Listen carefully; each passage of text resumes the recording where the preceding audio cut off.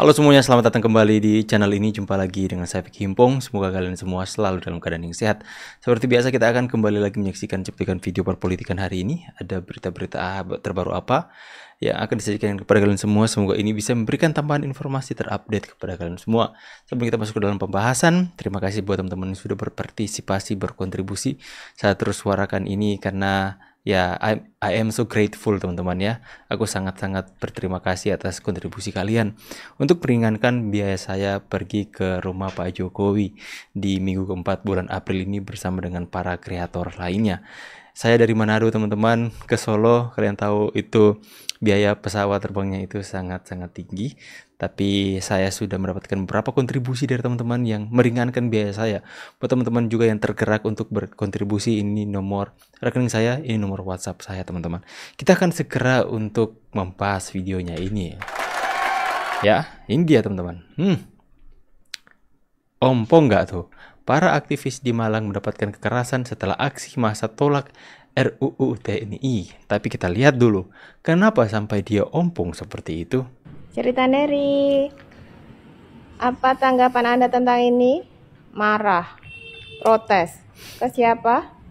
Ke aparat keamanan. Tapi jangan langsung marah, lihat sebelumnya. Nah, wajar gak sih kalau misalnya aparat keamanan itu bertindak tegas? Hasilnya loh, merusak dan membakar. Nanti kalau anggaran itu dipakai untuk renovasi, katanya efisiensi, tapi rakyat sendiri yang merusak. Gimana coba? Terus gimana itu Pak? Saya kok puas lihat giginya itu teman-teman. Lihat baik-baik dulu teman-teman. Saya nggak mau bilang kasihan, nggak ya, karena you deserve ya, Anda pantas untuk mendapatkan. Kenapa sampai polisi tegas seperti itu? Good job buat bapak-bapak polisi kita ya. Ya, mantap Pak. Ya, tegas. Jangan biarkan mereka ketika mereka melakukan kejahatan kemudian mereka bebas-bebas saja. Seperti membakar kantor DPRD. Jelas-jelas itu merusak fasilitas negara. Melempar bom molotov kepada petugas itu bisa beresiko kematian, luka bakar serius teman-teman. Ya, lantas kalian mau diam santai-santai aja? Enggak ya, minimal ya 2 gigi depan copot. Ya, good job, itulah yang kami mau Pak ya. Jadi jangan biarkan mereka yang sudah melakukan pelanggaran hukum itu giginya masih ada Pak. Setidaknya seperti ini Pak ya. Hilangkan dulu gigi mereka 2 depan baru boleh pulang ya. Kalau enggak ya jangan kasih pulang Pak. Hilangkan dulu gigi 2 mereka di depan. Aduh, teriak-teriak demo mewakili rakyat, tapi rakyat malah senang ketika mereka mendapatkan musibah seperti itu teman-teman ya. Oke, good job buat petugas ya. Kita akan lanjut ke video pembahasan berikutnya teman-teman. NTT bersuara aksi damai aliansi masyarakat bersatu. Ini mendukung undang-undang TNI teman-teman ya.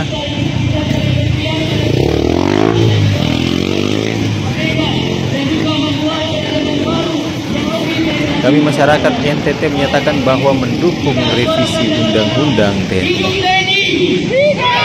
Hidup TNI.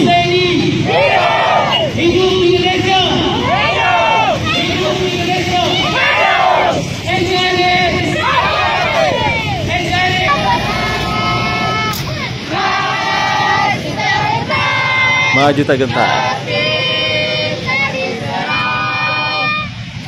Pada zaman sekarang sudah maju dan kita sebagai masyarakat dapat tahu secara langsung bagaimana kinerja TNI. Kita melihat secara langsung bagaimana mereka membangun peradaban baru, bagaimana mereka berusaha untuk mengejar para oknum-oknum. Ya, setuju. Saya tertarik dengan satu tulisan di sebuah spanduk tadi mengatakan jangan biarkan asing melemahkan TNI kita dengan mereka memakai orang-orang yang sangat-sangat mudah terhasut sehingga mereka menjadi mesin perang asing untuk melemahkan TNI kita. Good job buat teman-teman masyarakat yang ada di NTT. Good job buat kalian semua ya. Dukungan kalian akhirnya itu memberikan semangat buat masyarakat lain bahwa ya mahasiswa yang hari ini teriak-teriak mewakili rakyat itu benar-benar sama sekali nggak mewakili rakyat. Akhirnya rakyat yang mewakili diri mereka sendiri turun langsung menyatakan dukungan kepada TNI. Good job. Ya, good job, good job. Ini gue penasaran, sudah lewat beberapa hari dan sudah seviral ini. Kira-kira Media Tempo sampai saat ini sudah tahu belum siapa dalang yang mengirim kepala B2 dan bangkai tikus ke kantornya? Jika sudah tahu dan mengantongi nama-nama pelaku terduga pengirim kepala B2 dan bangkai tikus, baik itu oknum, penguasa kelas kakap maupun mafia besar, tolonglah bocor haluskan dikit-dikit biar kami sebagai masyarakat tidak penasaran lagi dan tidak menuduh pihak-pihak yang mungkin tidak terlibat dalam hal ini. Sepertinya untuk sekelas Media Tempo yang mengetahui banyak hal di negara ini dan menyuguhkan berita akurat dari sumber-sumber yang A1, kayaknya tidak akan membutuhkan waktu lama untuk mengungkap kasus ini. Saya juga percaya di kantor redaksi Media Tempo pasti ada CCTV. Dan gak mungkin kan CCTV Tempo disabotase. Siapa pula yang beranikan? Ya kalau misal pun ada, ya itu cuman cari gara-gara, cari perkara. Yang bisa tambah rame itu gorengannya. Maksud saya pemberitaannya. Semoga dalam waktu dekat pelakunya segera terungkap. Karena kami sebagai masyarakat kangen. Nah, ada satu komentar mengatakan A1 boleh lah tapi nyerah kalau B2. Ya, itu seperti ini saya membayangkan teman-teman ya. Dalam bayangan saya itu mungkin dalam Tempo itu terlihat terang benderang dari luar. Tapi di orang-orang tertentu mereka mengadakan rapat, menyusun strategi bagaimana cara kita untuk memfitnah pemerintah. Ini bayangan teman-teman ya. Bagaimana cara untuk kita buat kegaduhan. Bagaimana cara kita untuk menciptakan penggiringan opini bahwa Indonesia sedang menuju kepada Orde Baru. Kita harus menciptakan playing victim teman-teman ya. Kita matikan dulu CCTV-nya seperti terkoordinir. Kita matikan CCTV, kemudian ada kurir yang mengantar kiriman kepala babi, dan kemudian bangkai tikus, dan kemudian kita akan ciptakan sebuah penggiringan opini di masyarakat bahwa ini pembungkaman pers.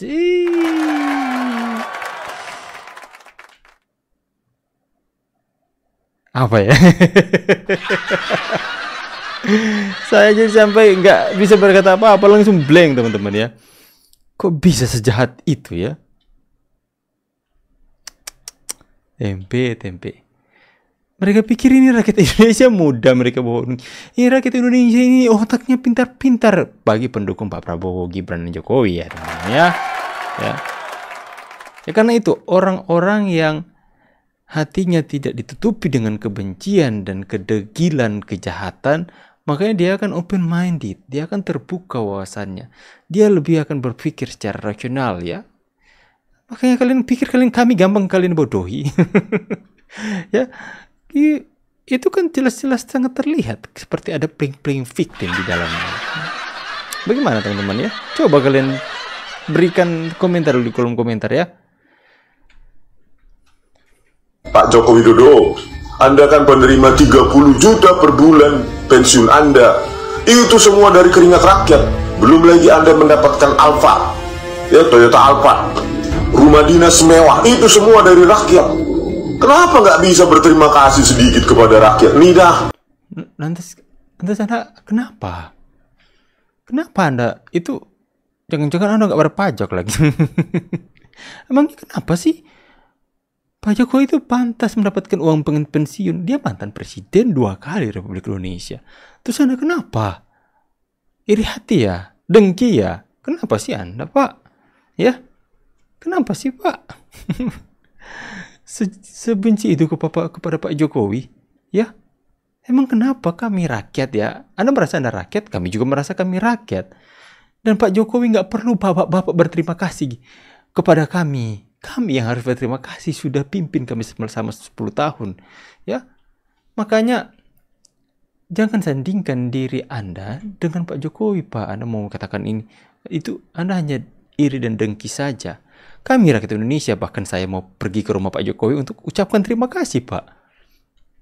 Terima kasih untuk menjadi teladan. Terima kasih sudah menjadi bapak bangsa.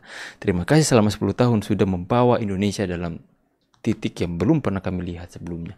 Itulah ya, orang seperti ini dengki saja teman-teman. Please convince me kenapa RUU TNI itu bagus, oke? Karena jelas gue gak setuju. Tolong yakinkan gue kenapa kalian setuju dengan RUU TNI. Bang Andovi, gue izin merespons ya. Andovi basarnya Anis itu. Gue masih penasaran sih Bang, apa alasan lo nggak setuju dengan RUU TNI ini? Karena dari video lo itu kan nggak ada penjelasan satupun alasan kenapa lo nggak setuju. Dan dari rumor yang beredar itu kan banyak yang takut bahwasannya nanti itu ada kembalinya dui fungsi ABRI seperti di era Orde Baru. Ya mungkin wajar aja sih, karena kan memang dulu ya kita tuh nggak bisa sebebas ini untuk berpendapat.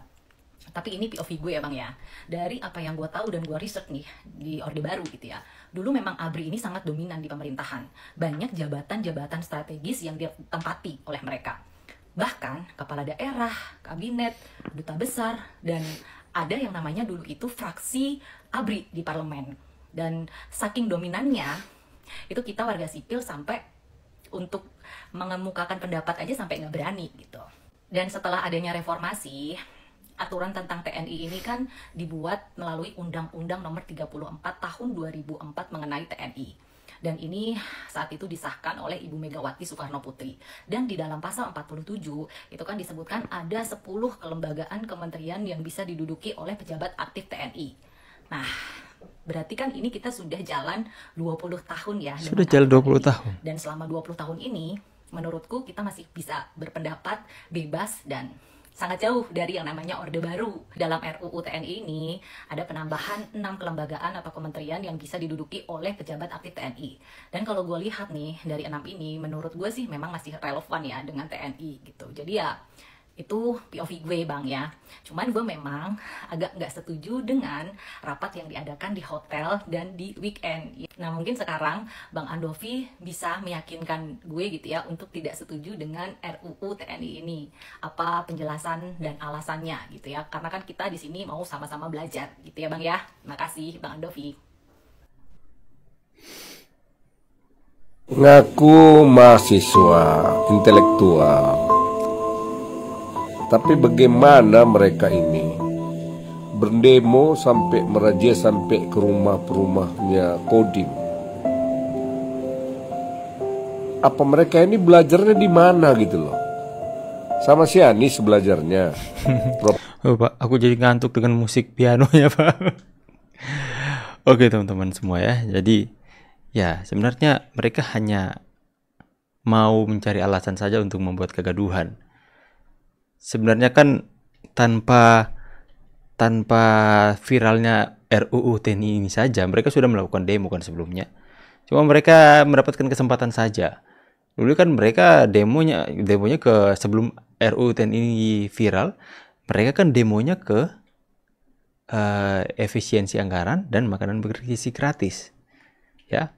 Cuman kemudian mereka ciptakanlah ini. Ada sekelompok orang yang bikin rusuh di rapat tersebut dan kemudian itu jadi viral ya. Mereka pakai saya untuk menunggangi RUU TNI dan kemudian mereka memakai trauma masyarakat, mereka menghasut para mahasiswa yang ada dan bikinlah kekacauan di mana-mana dengan orang-orang yang mungkin bayaran mereka teman-teman. Penyusup kan berapa kali didapati oleh Pak TNI.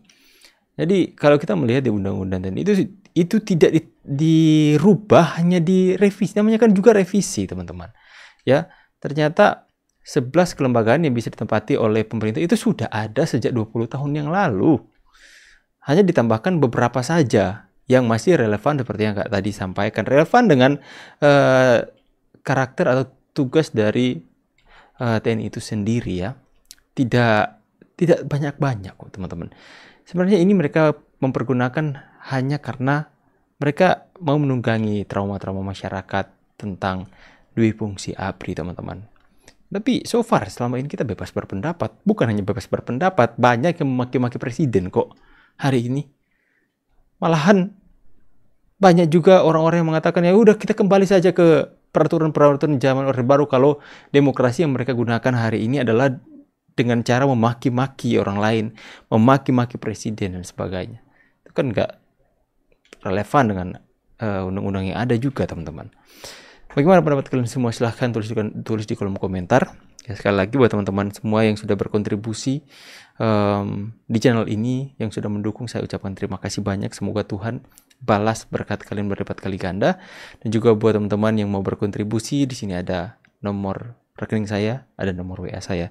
Saya pamit dulu. See you guys on the next video and God bless. Bye.